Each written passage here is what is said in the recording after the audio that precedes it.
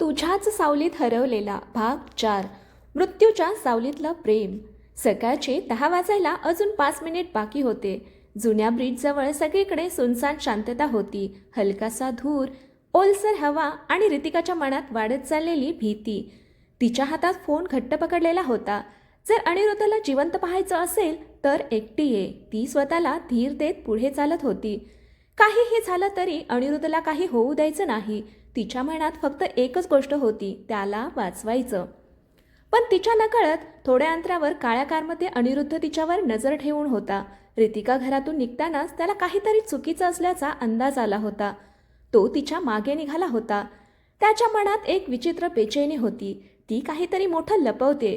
ब्रिजच्या मधोमध पोहोचताच अचानक 4-5 माणसं तिच्या समोर आली. त्यांच्या चेहऱ्यावर काळे मास्क. रितिकाचं हृदय धडधडलं. कोण आहात तुम्ही? तेवढ्यात पाठीमागून टाळ्यांचा आवाज आला. रितिका वळली आणि तिचा श्वास अडकला. राहुल! तो विषारी हसत तिच्याकडे चालत येत होता. वेलकम रितिका. रितिका रागाने म्हणाली, तुला काय हवंय? राहुल तिच्या अगदी जवळ आला. सिंपल आहे. तो तिच्या चेहऱ्याकडे पाहत म्हणाला, माझ्यासोबत चल, कायमची. रितिका 2 पावलं मागे झाली. नेवर. राहुलचा चेहरा कठोर झाला. मग अनिरुद्ध मरेल. ते शब्द ऐकताच रितिकाच्या डोळ्यात भीती दाटली. प्लीज, त्याला काही करू नकोस. राहुल हसला. मग सांग, प्रेम करतेस त्याच्यावर? क्षणभर शांतता पसरली. रितिकाचं हृदय वेड्यासारखं धडधडत होतं आणि मग तिने डोळ्यात अश्रू आणून स्पष्ट आवाजात सांगितलं, हो. राहुलचा चेहरा संतापाने लाल झाला. व्हॉट? रितिका पुन्हा म्हणाली, हो राहुल, मी अनिरुद्धवर प्रेम करते. तिच्या आवाजात भीती नव्हती आता, फक्त प्रेम होतं. तो माझ्यासाठी काय आहे माहिती आहे? तिच्या डोळ्यात चमक आली. तो माझी सुरक्षित जागा आहे, माझा विश्वास आहे, माझं जग आहे. राहुल वेड्यासारखा ओरडला, शट अप. तो तिचा हात पकडणार इतक्यात थाड गोळीचा आवाज झाला. सगळे तचकले. राहुलच्या हाताजवळ गोळी लागली. तो मागे सरकला आणि पुढच्या क्षणी सगळ्यांच्या नजरा एका दिशेला वळल्या. अनिरुद्ध. त्याच्या हातात लायसन्स्ड गन होती. डोळ्यात प्रचंड राग. तो हळूहळू पुढे आला. तिच्यापासून दूर हो. त्याचा आवाज इतका थंड होता की सगळे थरथरले. अनिरुद्ध. रितिका अक्षरशः धावत त्याच्या जवळ आली. तिच्या डोळ्यात दिलासा होता. अनिरुद्धने तिला आपल्या मागे घेतलं. मी आहे. त्या 2 शब्दांनी तिच्या मनातली सगळी भीती नाहीशी झाली. राहुल विषारी हसला. Perfect timing. त्याने बोटं वाजवली. क्षणात त्याची माणसं अनिरुद्धभोवती जमा झाले. रितिका घाबरली. नो. राहुल हसत म्हणाला, आज तुम्हा दोघांपैकी एकच जिवंत जाईल. पुढच्या क्षणी झटापट सुरू झाली. अनिरुद्ध एकटाच सगळ्यांशी लढत होता. त्याच्या चेहऱ्यावर फक्त एकच डिटर्मिनेशन होतं, रितिकाला वाचवायचं. रितिका रडत ओरडत होती, अनिरुद्ध प्लीज. तो 2 माणसांना खाली पडतो. तिसऱ्याला जोरात ढकलतो आणि मागून राहुलने लोखंडी रॉड उचलला. रितिकाच्या डोळ्यात भीती चमकली. अनिरुद्ध, मागे बघा.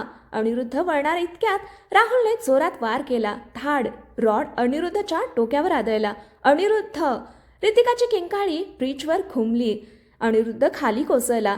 त्याच्या कपाळातून रक्त वाहू लागलं. रितिका धावत त्याच्या जवळ बसली. नाही नाही, प्लीज डोळे उघडा. तिचे अश्रू त्याच्या चेहऱ्यावर पडत होते. राहुल हसत जवळ आला. Game over. पण पुढच्या क्षणी अनिरुद्धने हलकासा हात उचलला आणि राहुलचा पाय पकडला. त्याच्या डोळ्यात अजूनही ज्वाला होत्या. तो रक्त आलेल्या चेहऱ्याने म्हणाला, मी जिवंत असेपर्यंत तिला कोणी स्पर्शही करू शकत नाही. रितिकाच्या डोळ्यातून प्रेमाने अश्रू वाहू लागले. कारण त्या क्षणी तिला पूर्णपणे जाणवलं, हा माणूस तिच्यासाठी मृत्यूशीही लढेल. पण तेवढ्यात राहुलने खिशातून चाकू काढला आणि तो थेट रितिकाकडे धावला. अनिरुद्ध तिला वाचवू शकेल की राहुलचं प्रेम, वेडं प्रेम, त्याच्या आयुष्याचा शेवट करेल? रक्ताने लिहिलेलं प्रेम. राहुल वेड्यासारखा चाकू घेऊन रितिकाच्या दिशेने धावत होता. रितिका जागेवरच थिजली. तिच्या डोळ्यांसमोर फक्त एकच चेहरा होता, अनिरुद्ध. तो अजूनही जमिनीवर पडलेला. कपाळातून रक्त वाहत होतं, पण त्याची नजर अजूनही फक्त तिच्यावर होती. रितिका, मागे हो. अनिरुद्ध जोरात ओरडला. पण सगळं इतक्या वेगात घडलं की रितिका काही समजायच्या आत राहुल तिच्यापर्यंत पोहोचला. तो चाकू उचलणार इतक्यात अनिरुद्ध अचानक उठला, रक्त आलेल्या अवस्थेतही. त्याने राहुलला जोरात मागे ढकललं. तिला हात लावायची हिंमत कशी झाली तुझी? त्याचा आवाज पूर्ण रागाने थरथरत होता. राहुल वेड्यासारखा हसत होता. तू तिच्यासाठी मरशील, अनिरुद्ध. अनिरुद्धने रितिकाला आपल्या मागे घेतलं. जर तिच्यासाठी मरावं लागलं तरी चालेल. त्या शब्दांनी रितिकाचं हृदय अक्षरशः तुटलं. नो, ती रडत म्हणाली, मला तुमचं काही ऐकायचं नाही. मला तुम्हाला काही होऊ द्यायचं नाही. पण राहुलचा राग आता वेडेपणात बदलला होता. त्याने अचानक चाकू पुन्हा अनिरुद्धच्या दिशेने फिरवला. सगळं काही सेकंदात घडलं. रितिकाने फक्त एकच गोष्ट पाहिली, चाकू थेट अनिरुद्धकडे येतोय. अनिरुद्ध, ती किंचाळली आणि पुढच्या क्षणी स्वतः त्याच्या समोर आली. चाकू तिच्या हातावर खोलवर लागला. रितिका! अनिरुद्धच्या डोळ्यात भीती चमकली. रितिका वेदनेने ओरडली. तिच्या हातातून रक्त वाहू लागलं. ते दृश्य पाहताच अनिरुद्ध पूर्णपणे तुटला. त्याच्या डोळ्यात आता फक्त राग नव्हता, तो वेदना होती, भीती होती आणि तिच्यावरचं वेड्यासारखं प्रेम होतं. तो राहुलवर अक्षरशः तुटून पडला. जोरात पंच. राहुल खाली पडला. तिचं रक्त काढलेस तू. अनिरुद्धचा आवाज थरथरत होता. आता मी तुला सोडणार नाही. राहुल पळायचा प्रयत्न करत होता, पण तेवढ्यात दुरून पोलीस सायरन ऐकू आली. नंदिनीने आधीच पोलीसला कॉल केला होता. राहुलची माणसं पळून गेले, पण पोलीसने राहुलला पकडलं. तो जातानाही ओरडत होता, ही गोष्ट इथे संपणार नाही. पण त्या क्षणी अनिरुद्धला त्याच्याशी काहीही देणं घेणं नव्हतं. तो पूर्ण घाबरलेला रितिकाजवळ बसला होता. लुक ॲट मी, प्लीज माझ्याकडे बघ. त्याचे हात थरथरत होते. रितिका कसंबसं हसली. मी ठीक आहे. Shut up. अनिरुद्ध जवळजवळ ओरडलास. त्याच्या डोळ्यात पाणी आलं होतं. तू माझ्यासमोर स्वतःला हर्ट केलंस आणि म्हणतेस ठीक आहेस.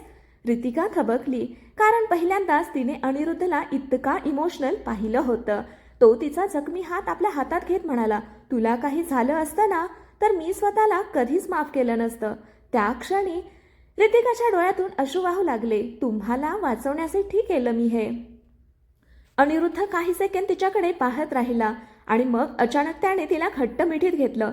Never do this again. तो तिच्या केसात चेहरा लपवत म्हणाला, तुझ्याशिवाय जगण्याची कल्पनाही करू शकत नाही मी. रितिका पूर्णपणे त्याच्या मिठीत हरवली. तिला पहिल्यांदाच इतकं डीपली लव्ड वाटत होतं. हॉस्पिटलमध्ये डॉक्टर तिच्या जखमेवर ट्रीटमेंट करत होते. अनिरुद्ध तिच्या बाजूलाच बसला होता. एक सेकंदासाठीही त्याने तिचा हात सोडला नव्हता. डॉक्टर हसत म्हणाले, मिस्टर देशमुख, पेशंटपेक्षा तुम्ही जास्त पॅनिक झालेले दिसताय. रितिका हलकसं हसली. अनिरुद्ध तिच्याकडे पाहत म्हणाला, ऑब्विसली. मग तो तिच्या जवळ झुकला. त्याचा आवाज खूप हळवा झाला. तू माझं सगळं आहेस रितिका. त्या शब्दांनी तिचं हृदय पुन्हा भरून आलं. ती हलकसं म्हणाली, आणि तुम्ही माझं घर. अनिरुद्धच्या चेहऱ्यावर सुंदर हसू आलं. तो हळूहळू तिच्या चेहऱ्याजवळ आला आणि यावेळेस त्याने तिच्या कपाळावर खूप हळू प्रेमाने केस केलं. क्षणभर दोघांसाठी जग थांबलं. ना भीती ना वेदना, फक्त प्रेम. पण बाहेर हॉस्पिटल कॉरिडॉरमध्ये एक माणूस उभा होता. ब्लॅक हुडी, चेहरा अर्धा झाकलेला. तो फोनवर म्हणाला, राहुल फेल झाला. आता मला स्वतः मैदानात उतरावं लागेल. आणि त्याची नजर होती अनिरुद्धवर. प्रेमाचा शत्रू घरातच होता. हॉस्पिटलमधली ती रात्र रितिकासाठी आयुष्य बदलून गेली होती. अनिरुद्ध तिच्या शेजारी बसला होता, तिचा हात आपल्या हातात घट्ट पकडून. जणू तो हात सोडला तर ती पुन्हा त्याच्यापासून दूर जाईल अशी त्याला भीती वाटत होती. रितिका हलकसं हसली. तुम्ही अजून घरी गेले नाहीत? अनिरुद्ध तिच्याकडे पाहत म्हणाला, तुला या अवस्थेत सोडून? तो डोकं हलवत हसला. इम्पॉसिबल. रितिकाचं मन पुन्हा भरून आलं. ती त्याच्याकडे बघतच राहिली. हा तोच माणूस होता ज्याला ती पहिल्यांदा इगोस्टिक आणि हर्टलेस समजत होती. पण आज तो तिच्यासाठी रात्रभर जागत होता. काय बघतेस? अनिरुद्धनं हलकसं विचारलं. रितिका मंद हसली. तुम्ही खरंच एक्झिस्ट करता का हे चेक करते. अनिरुद्ध हसला. वाय? कारण इतकं परफेक्ट कोणी असू शकत नाही. तो तिच्या जवळ सरकला. परफेक्ट नाहीये मी. त्याचा आवाज अचानक शांत झाला. माझ्यात खूप डार्कनेस आहे रितिका. ती गोंधळली. म्हणजे? अनिरुद्ध काही सेकंड शांत राहिला. जणू काहीतरी आठवून त्याच्या डोळ्यात वेदना आली. बिझनेस वर्ल्डमध्ये वर पोहोचण्यासाठी खूप लोक दुखावली जातात. तो खिडकीबाहेर बघत म्हणाला, काही डिसिजन्स असे घेतले जे आजही स्वतःला माफ करू शकत नाहीत. रितिका त्याच्याकडे पाहत राहिली. पहिल्यांदाच तिला अनिरुद्धच्या आतला तुटलेला माणूस दिसत होता. ती हळूच म्हणाली, पण तुम्ही वाईट माणूस नाही. अनिरुद्ध तिच्याकडे वळला. इतक्या कॉन्फिडन्सने कसं बोलू शकतेस? रितिका हलकसं हसली. कारण वाईट माणसं कोणासाठी एवढं रडत नाहीत. त्या उत्तराने अनिरुद्ध काही क्षण शांत झाला. मग नकळत त्याने तिच्या कपाळावर किस केलं. तू मला खूप डेंजरस पद्धतीने समजून घ्यायला लागलीयस.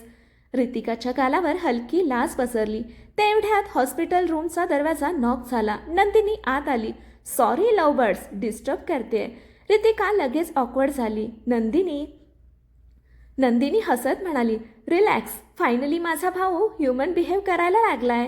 अनिरुद्धने तिथला कटाक्ष टाकला. Why are you here? नंदिनीचा चेहरा अचानक सिरियस झाला. भाऊ, पोलीस इन्व्हेस्टिगेशनमध्ये नवीन गोष्ट समोर आली आहे. अनिरुद्ध लगेच अलर्ट झाला. काय? नंदिनीने फोन पुढे केला. राहुल एकटाच नव्हता. स्क्रीनवर काही डॉक्युमेंट्स होते. त्यात एका अननोन इन्व्हेस्टरचं नाव वारंवार दिसत होतं. या माणसाने राहुलला पैसे दिले, तुमच्या कंपनीची माहिती दिली आणि रितिकावर नजर ठेवायला सांगितलं. रितिका शॉक्ड झाली. पण कोण आहे हा? नंदिनीने हळू आवाजात उत्तर दिलं, विक्रम सिंघानिया. हे नाव ऐकताच अनिरुद्धचा चेहरा पूर्ण बदलला. डोळ्यात राग आणि धक्का दोन्ही होते. इम्पॉसिबल, तो पुटपुटला. रितिका गोंधळली. तुम्ही याला ओळखता? अनिरुद्ध शांत झाला. मग हळू आवाजात म्हणाला, तो माझा फॉर्मर बिझनेस पार्टनर आहे. रूममध्ये शांतता पसरली. 5 वर्षापूर्वी अनिरुद्धचा आवाज भारी झाला. त्याने मला बिट्राय केलं होतं, नंदिनी पुढे म्हणाली. आणि त्याला वाटतं कंपनी त्याच्याकडून हिसकावून घेतली गेली. रितिका हळूहळू सगळं जोडू लागली. म्हणजे हे सगळं फक्त प्रेमामुळे नव्हतं, हा बदला होता. अनिरुद्धची मूठ घट्ट झाली. तो माझ्यापर्यंत पोहोचू शकत नव्हता. त्याची नजर रितिकावर गेली. म्हणून त्याने तुला टार्गेट केलं. रितिकाच्या अंगावर काटा आला. तेवढ्यात अनिरुद्धचा फोन वाजला. Unknown number. त्याने कॉल उचलला आणि पुढच्या क्षणी त्याच्या चेहऱ्यावरचा रंग उडाला. व्हॉट? रितिका घाबरली. काय झालं? अनिरुद्ध काही सेकंद शांत राहिला. मग हलक्या आवाजात म्हणाला, आपल्या कंपनीमध्ये बॉम्ब थ्रेट आलाय. रितिकाचं हृदय जोरात धडधडलं. पण पुढचं वाक्य ऐकताच तिच्या पायाखालची जमीन सरकली. आणि विक्रमने स्पष्ट सांगितलंय, जर मी एकटाच त्याला भेटायला गेलो नाही तर संपूर्ण बिल्डिंग उडवेल. त्याच्यासाठी ती आणि तिच्यासाठी तो. हॉस्पिटल रूममध्ये पूर्ण शांतता पसरली होती. बॉम्ब थ्रेट हे 2 शब्द अजूनही सगळ्यांच्या कानात घुमत होते. रितिकाच्या चेहऱ्यावरची भीती स्पष्ट दिसत होती. नो, तुम्ही कुठेही एकटे जाणार नाही, ती लगेच म्हणाली. अनिरुद्ध खिडकीजवळ उभा होता. त्याच्या डोळ्यात प्रचंड ताण होता, पण चेहऱ्यावर नेहमीसारखी शांतता. जर मी गेलो नाही तर शेकडो लोकांचे जीव धोक्यात येतील. पण मला तुमचा जीव जास्त महत्त्वाचा आहे. रितिका जवळजवळ ओरडली. रूममध्ये काही क्षण शांतता पसरली. अनिरुद्ध हळूहळू तिच्याकडे वळला. त्या क्षणी त्याच्या डोळ्यात इतकं प्रेम होतं की रितिकाचं हृदय भरून आलं. तो तिच्या जवळ आला. आणि मला तुझं आयुष्य. रितिकाच्या डोळ्यात पुन्हा अश्रू आले. का प्रत्येक वेळी तुम्ही स्वतःला धोक्यात टाकता? अनिरुद्ध हलकंसं हसला. Because that's why love does. त्या एका वाक्याने रितिका पूर्णपणे शांत झाली. कारण तिला जाणवत होतं, हा माणूस खरंच तिच्यासाठी काहीही करू शकतो. नंदिनीने पोलिसला कॉल केला होता. संपूर्ण कंपनी बिल्डिंग इव्हॅक्युएट केली जात होती. न्यूज चॅनेल्सवर ब्रेकिंग न्यूज सुरू झाली होती. Deshmukh industries receive bomb threat. Police officer म्हणाला, मिस्टर देशमुख, तुम्ही तिथे जाणं खूप रिस्की आहे. अनिरुद्धचा आवाज थंड झाला. जर मी गेलो नाही तर इनोसंट लोक मरतील. रितिका त्याचा हात घट्ट पकडत म्हणाली, प्लीज जाऊ नका. तिचा आवाज अक्षरशः तुटत होता. अनिरुद्धने तिचा चेहरा हातात घेतला. हे, तो हलक्या आवाजात म्हणाला, माझ्याकडे बघ. रितिका कसंबसं त्याच्याकडे पाहू लागली. मी तुला प्रॉमिस करतो. तो तिच्या डोळ्यात पाहत म्हणाला, मी परत येईन. प्रॉमिस? ती लहान मुलीसारखं विचारू लागली. अनिरुद्ध हलकासा हसला. पक्कावाला प्रॉमिस. त्या क्षणी रितिकाने अचानक त्याला घट्ट मिठी मारली. मला तुम्हाला गमवायचं नाहीये, ती रडत म्हणाली. अनिरुद्धने डोळे बंद केले. जणू त्या मिठीत त्याला जगण्याचं कारण मिळालं होतं. मी पण तुझ्याशिवाय अपूर्ण आहे, तो कुजबुजला. काही वेळाने अनिरुद्ध कंपनी बिल्डिंगकडे निघाला. पण त्याच्या नकळत रितिका दुसऱ्या कारमध्ये त्याच्या मागे निघाली. कंपनी परिसर पूर्ण पोलिसने घेरला होता. बॉम्ब स्क्वॉड आत जात होते. सगळीकडे पॅनिक. अनिरुद्ध बिल्डिंगमध्ये शिरला. टॉप फ्लोअरवर त्याच्या जुन्या कॅबिनमध्ये लाईट्स चालू होत्या. तो आत गेला आणि तिथे एक माणूस शांतपणे उभा होता. विक्रम सिंघानिया. तो हसत म्हणाला, फायनली महान अनिरुद्ध देशमुख आलाच. अनिरुद्धचा चेहरा कठोर झाला. हे सगळं थांबव विक्रम. विक्रम हसला. तू तू माझ्याकडून कंपनी घेतलीस, आता मी तुझ्याकडून सगळं घेणार. मी तुझ्याकडून काही हिसकावलं नव्हतं. लायर. विक्रम जोरात ओरडला. त्याच्या डोळ्यात वेडेपणा होता. तू मला बिझनेसमधून बाहेर काढलं, माझं नाव संपवलंस. अनिरुद्ध शांतपणे म्हणाला, कारण तू इल्लीगल डील्स करत होतास. विक्रम काही सेकंड शांत राहिला, मग विषारी हसला. पण आता तुझी विकनेस मला सापडली आहे. त्याने स्क्रीन चालू केली. त्यावर CCTV फुटेज दिसू लागलं. रितिका बिल्डिंगमध्ये शिरत होती. अनिरुद्धच्या चेहऱ्यावरचा रंग उडाला. नो. विक्रम मोठ्याने हसू लागला. तुझं प्रेम तुला इथपर्यंत घेऊन आलं आणि आता तेच प्रेम तुला तोडणार. त्याच क्षणी खाली बेसमेंटमध्ये रितिका काहीतरी शोधत होती. तिला जाणवलं, हे फक्त बॉम्ब थ्रेट नाहीये, इथे काहीतरी अजून मोठं लपलेलं आहे. तेवढ्यात तिला एका खोलीतून हलकासा आवाज आला, हेल्प.